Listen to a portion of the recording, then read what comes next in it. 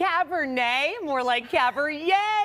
Today we're getting a taste of the other cab that may be a little less popular, but tastes just as good. I'm so glad you get to read some of these I was puns so now. excited. It's perfect. We have certified sommelier Adam Knoerzer back with us. And tell us about what we're going to be sipping on today. Cabernet. Hey. All right, no, so this is a good friend of mine, the other Cabernet, the other Tyra, Okay. if you will. Love it. So a lot of talk for Cabernet Sauvignon. It's the most popularly consumed red wine in America. And my blood type. And your blood Yes. type. Well, Her fave, see, her we're going to fave. go a little bit lighter today. Okay. Now, this is Cabernet Franc. So it is a Ooh. type of Cabernet, but it's not the same. It's Okay. related. Okay. So, A cousin. no, in fact, it's a parent. Oh! I know. This just got This got a little scandalous, weird. okay? So, you know, we talk family dynamics. Family dynamics in grapes is the thing, too, because Cabernet Sauvignon is actually the product of a crossing that happened in a French vineyard between this Cabernet Franc and another grape you probably know, Sauvignon Blanc. Yes. Thus Yeah. the name Cabernet Sauvignon. I love when you say it. Oh my God.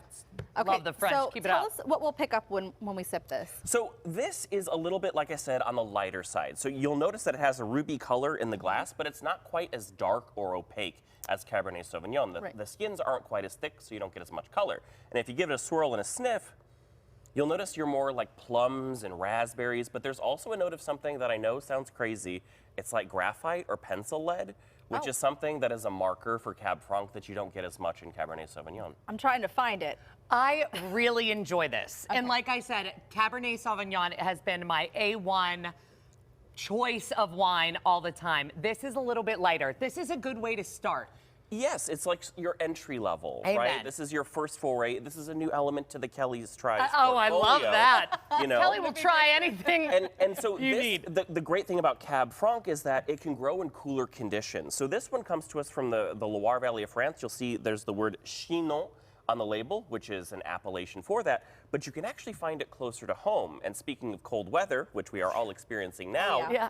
the Finger Lakes of New York is actually a great place to find local, domestically produced Cabernet Francs. I like that you're getting, I wouldn't even call it a sweetness, but it's very easy to drink. Yes. It's not overly anything. And that's what's really nice about this. It doesn't dry out your mouth as much as Cabernet Sauvignon. Yes. It's lower in tannin. So this, I think, because of its high acid, comes across as a little bit more juicy. Yeah. And it's an easier thing to drink on its own, but you can still have this with a burger, with or without peanut butter, as I know. appreciate that, yes. But you can also pair it with things like lamb, which is a very popular Easter tradition in lots of places as well. And a good old ham will do you nicely. Ooh. But when doesn't ham do you nicely? Yeah, ever. I'm telling you. And so what else can you tell us about this? Like what other flavors can you pick up on this? Is it different in the Finger Lakes as opposed to somewhere else? That's a great question. And yes, here in the Loire Valley of France, you tend to get a little bit more plum or violet, whereas in the Finger Lakes tends to be a little bit lighter, more raspberry, and it can have a slightly vegetal note, something that reminds you a little bit of either green bell pepper or maybe like tomato leaf, because as it doesn't get as much ripeness Right. due to warmth, it has a high amount of something in it called pyrazines, and that's what gives it that grassy or green element.